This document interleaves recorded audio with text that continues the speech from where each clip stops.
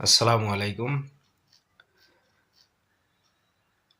সৰ্বসাধাৰণ ৰাইজ জাতি ধৰ্ম বৰ্ণ ভাষা নিৰ্বিশেষে আমি সদায় ইজনে সিজনৰ ভালটো বিচাৰোঁ, উপকাৰ কৰিব বিচাৰোঁ। কাৰোবাৰ কিবা ক্ষতি হোৱাৰ আশংকা থাকিলে আমি তাক আগতীয়াকৈ জনাই দিওঁ যাতে সেই মানুহজনৰ ক্ষতি নহয়। অৰ্থাৎ সৰ্বসাধাৰণ ৰাইজ আমি সকলোৱে মিলাপ্ৰীতিৰে আছোঁ। তাৰে এটা বাস্তৱ উদাহৰণ এটা দিওঁ।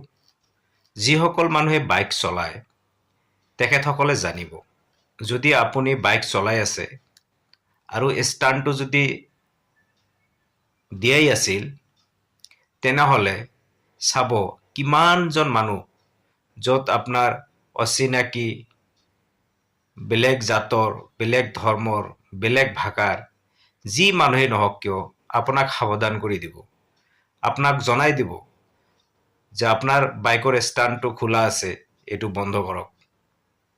তো এই মেছেজৰ পৰা আমি কি বুজিব পাৰিলোঁ? যে আমি সাধাৰণ মানুহবিলাক কোনো কাৰো শত্ৰু নহওঁ। আমি সদায় আনজনৰ ভালটো বিচাৰোঁ, বেয়াটো কেতিয়াও নিবিচাৰোঁ।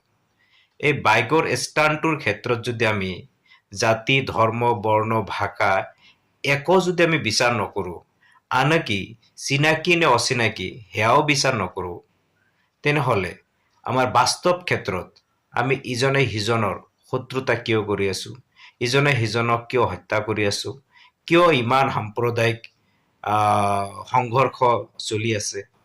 বিষয়টো তেনেহ'লে বেলেগ কিবা হৈ আছে। আমাৰ সাধাৰণ ৰাইজৰ মাজত এই কিন্তু বিবাদ নাই। এটা বাইকৰ ষ্টাণ্ড খোলা থাকিলে আমি চিনাকি অচিনাকি হওক, যিকোনো ধৰ্মৰ বৰ্ণ ভাষাৰে হওক, আমি তাক সতৰ্ক কৰি দিওঁ, সাৱধান কৰি দিওঁ। তো তেনেকুৱা যদি আমাৰ মানসিকতা থাকে, সেই মানুহবিলাকে আকৌ সাম্প্ৰদায়িক সংঘৰ্ষত লিপ্ত কিয় হয়? বিষয়টো অলপ চিন্তা কৰিব। আসসালামু আলাইকুম।